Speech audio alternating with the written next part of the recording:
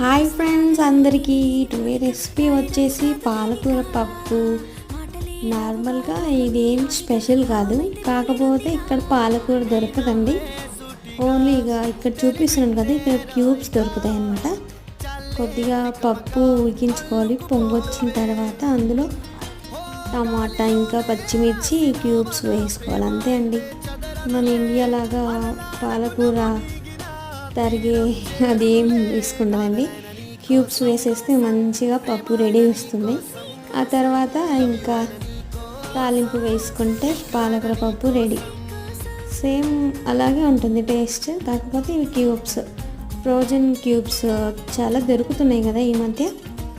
అదే అండి వీడియో ఈరోజు. లైక్ చేయండి, షేర్ చేయండి, సబ్స్క్రైబ్ చేసుకోండి. Bye guys.